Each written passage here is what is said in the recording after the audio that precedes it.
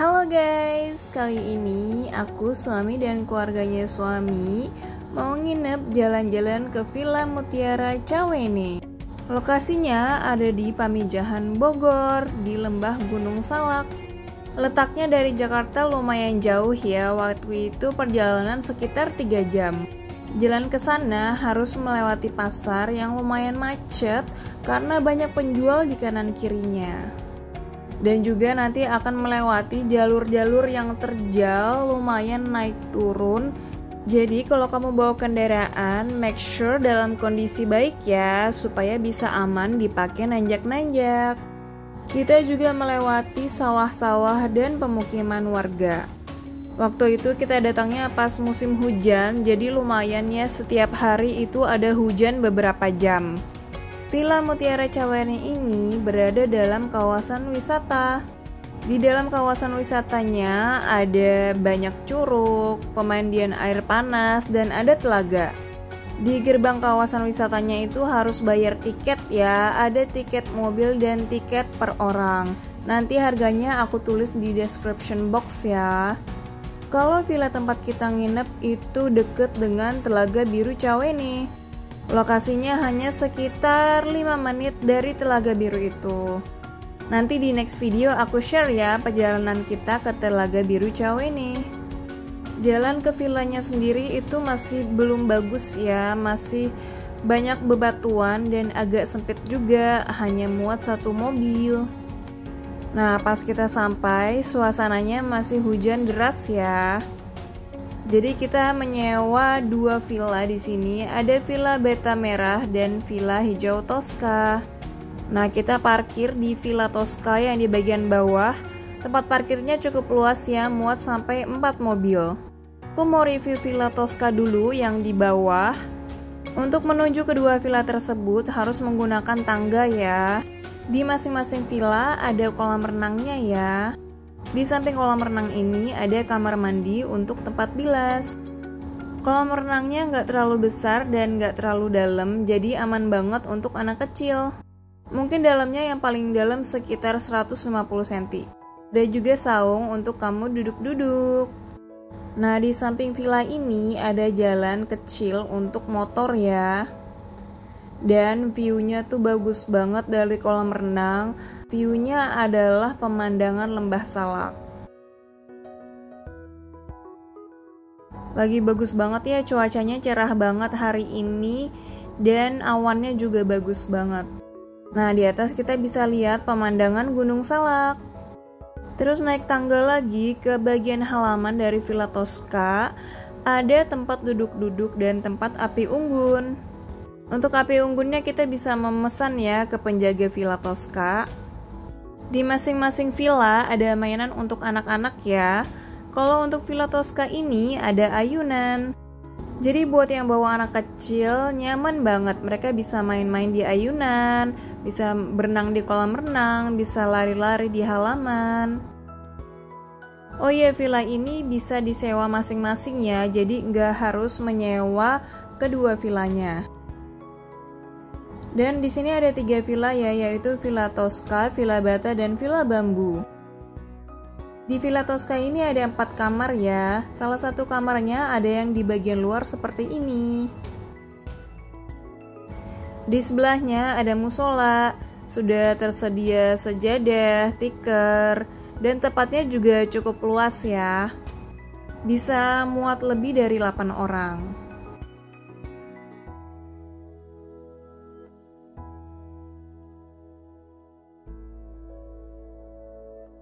Dan di sebelah musola ini ada pagar untuk pintu masuk sebagai connecting door ke Villa Bata Merah.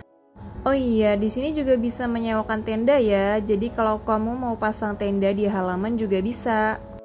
Yuk kita lihat bagian dalamnya Villa Tosca seperti apa ya. Di Villa Tosca ini ada 4 kamar, 3 kamar di bagian dalam villa dan 1 kamar terpisah di bangunan lain. Udah tersedia karaoke, sound system, kipas angin, dan kulkas. Di sini juga tersedia ya 2 dapur, yaitu 1 dapur bersih dan 1 dapur kotor. Di sebelah dapur ada kamar mandi ya. Airnya dingin dan seger banget, bersih airnya. Tapi menurutku kamar mandinya perlu di-upgrade lagi ya, karena untuk harga segini belum ada shower. Sudah tersedia juga sofa dan kasur-kasur untuk tidur-tiduran. Di samping villa ada area makan. Tapi menurutku yang juara banget dari villa ini adalah pemandangannya sih, bener-bener cantik banget pemandangannya. Di samping villa ada dapur kotor, terdapat alat makan seperti piring, mangkok, dan sendok garpu, ada rice cooker, ada kompor, dan juga wastafel. Ini sebenarnya dream kitchen banget sih, senang banget bisa masak dengan pemandangan yang seindah ini. Di bagian belakang Villa Tosca ada tangga untuk naik ke rooftop. Menurut aku ini poin plus banget dari Villa Tosca ini, karena hanya Villa Tosca yang punya rooftop kayak gini. Bagus banget pemandangannya karena view-nya tuh bener-bener 180 derajat. Kemana aja kita melihat, ke kanan kiri, depan belakang, semuanya pemandangan yang indah-indah banget. Kalau menurut aku lebih worth it untuk nyewa Villa Tosca ini ya, karena ada rooftopnya. Kalau di Villa Bata dan di Villa Bambu nggak ada rooftop seperti ini. Enak banget di sini, kita bisa duduk-duduk, makan-makan, foto-foto, ngeliat pemandangan. Dan di bagian atas kita bisa lihat pemandangan Gunung Salak ya. Bener-bener juara banget deh pemandangannya. Kekurangan dari villa ini bisa terbayarkan karena view-nya yang bagus banget. Oh iya, kapasitas Villa Bata ini bisa muat 20-25 orang ya. Dan sinyal handphone di sini memang agak susah, tapi villanya menyediakan wifi, jadi nggak usah khawatir guys.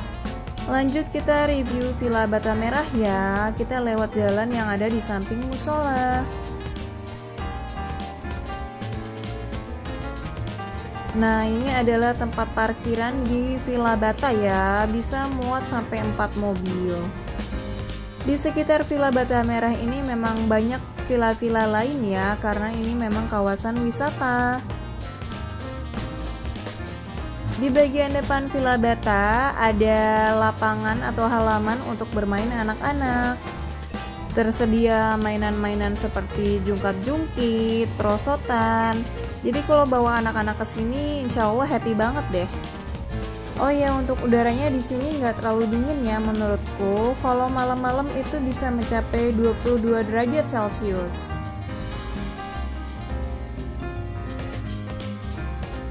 Di bagian depan Villa Bata Merah terdapat kolam renang yang ukurannya hampir sama dengan Villa Tosca. Di samping Villa Bata ini sendiri ada villa lain, yaitu Villa Bambu.